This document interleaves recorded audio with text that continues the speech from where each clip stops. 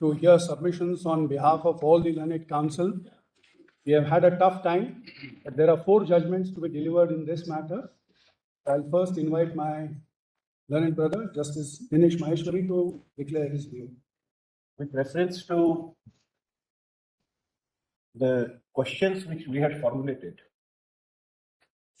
and thereafter with reference to the submissions made by all the learned counsel, after having dealt with these aspects,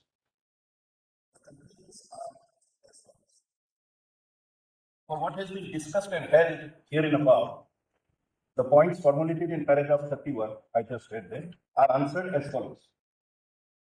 Reservation is an instrument of affirmative action by the state so as to ensure all-inclusive march towards the goals of an egalitarian society while counteracting inequalities.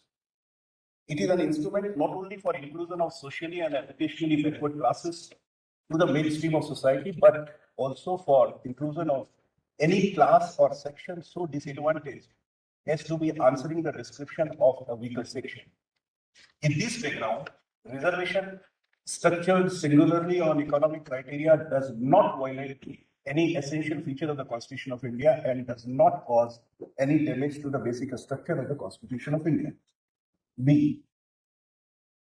Exclusion of the classes covered by Articles 15.4, 15.5 and 16.4 from getting the benefit of reservation as economically weaker sections, being in the nature of balancing the requirements of non-discrimination and compensatory discrimination, does not violate equality code and does not in any manner cause damage to the basic structure of the Constitution of India. C. Reservation for economically weaker sections of citizens up to 10% in addition to the existing reservations does not result in violation of any essential feature of the Constitution of India and does not cause any damage to the basic structure of the Constitution of India on account of breach of the ceiling limit of 50% because that ceiling limit itself is not inflexible and in any case applies only to the reservations envisaged by Articles 15.4, 15.5 and 16.4 of the Constitution of India. Not much of the contentions have been urged in relation to the impact of the amendment in question on admissions to private unaided institutions. However, it could at once be clarified that what has been observed here and above in relation to the principal part of challenge to the amendment in question, read with the decision of this court in 𝗙𝗶𝗿 Trust, the answer to the issue framed in that regard would also be against the challenge. Accordingly, and in view of the above, the answers to the issues formulated in these matters are as follows. 1. The 103rd Constitution Amendment cannot be said to breach the basic structure of the Constitution by permitting the state to make special provisions, including reservation, based on economic criteria. 2.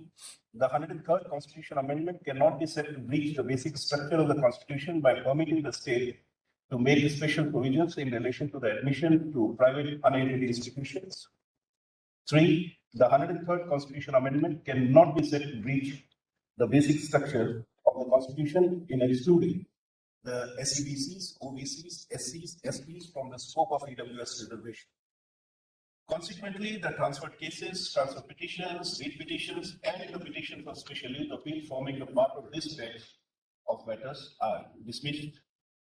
Our acknowledgements while closing on this reference, sincere thanks and compliments deserve to be placed on record for the learned counsel for the respective parties, their associates and their researchers, and also all the constructive contributors whose erudite and scholarly presentation of respective viewpoints has rendered invaluable assistance to this court in shaping the formulations herein. Thank you. I'll now invite Honorable Justice 𝗙𝗶𝗿𝗵𝗁 to place her view. I have concurred with the opinion of Brother Justice 𝗕𝖆𝖓𝖍𝒑. However, to pen down certain my views also. I'll just read them out. As well settled, it must be presumed that the legislature understands and appreciates the needs of its own people. Its laws are directed to the problems made manifest by experience, and its discriminations are based on adequate norms. Therefore, the constitutional amendment could not be struck down as discriminatory if the state of facts are reasonably conceived to justify it.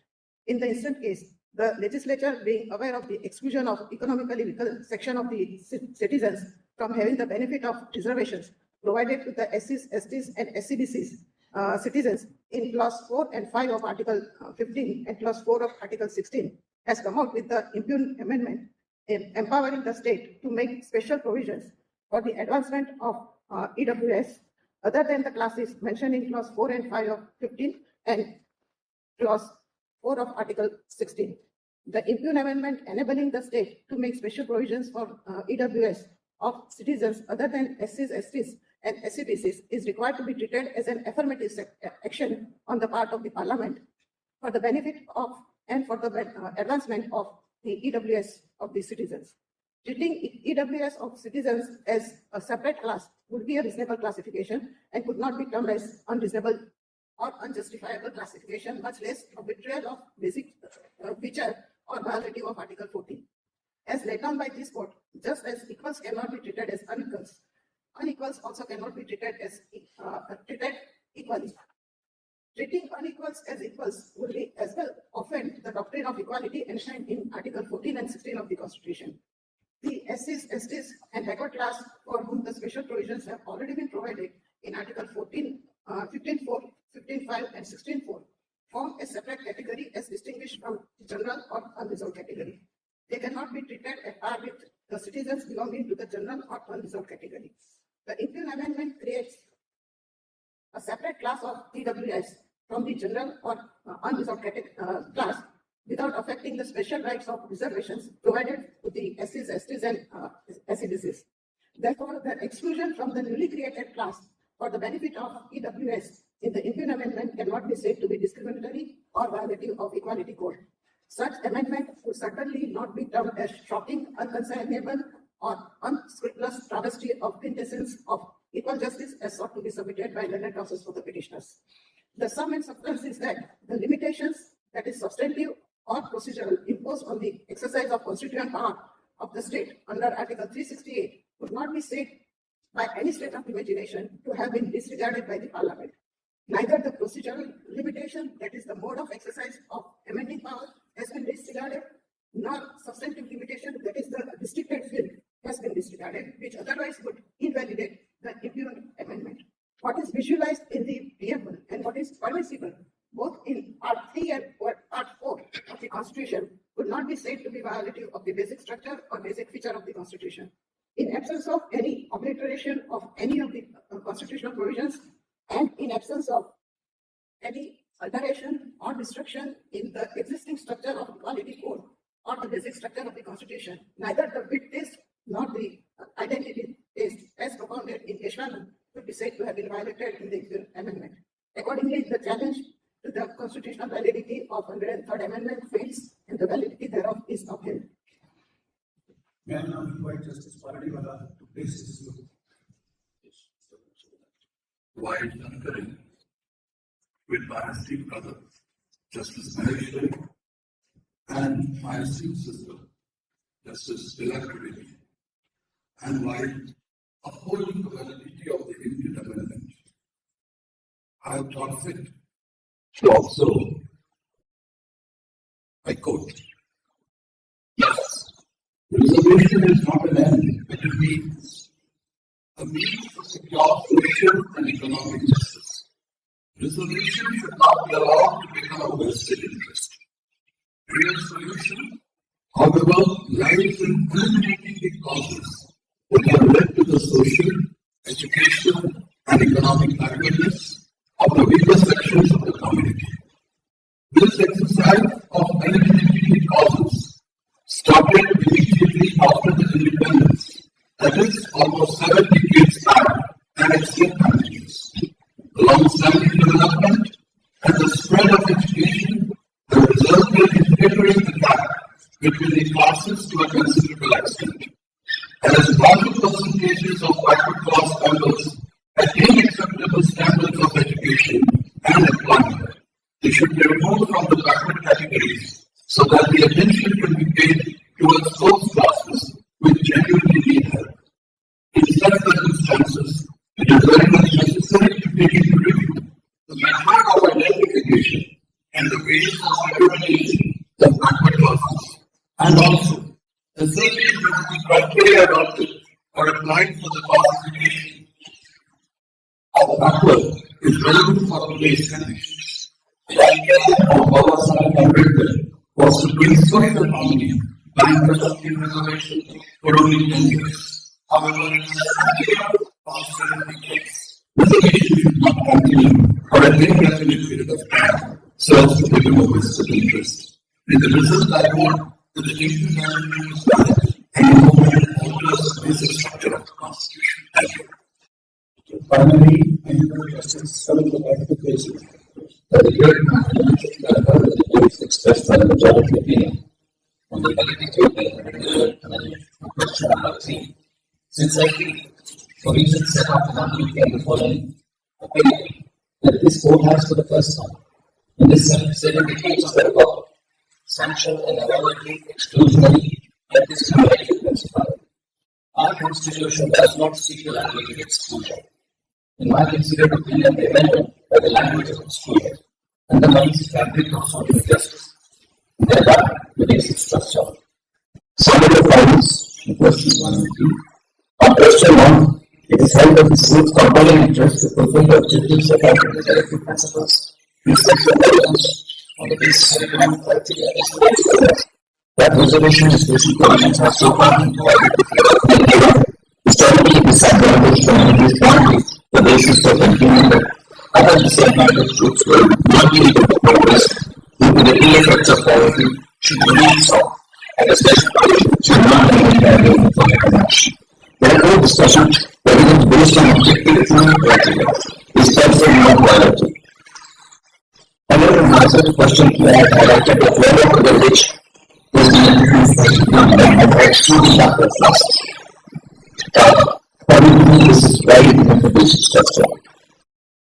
A universally acknowledged truth is that reservations have been considered by quota to provisions in the Constitution. However, we included generations of wrongs perpetrated on entire communities and castes.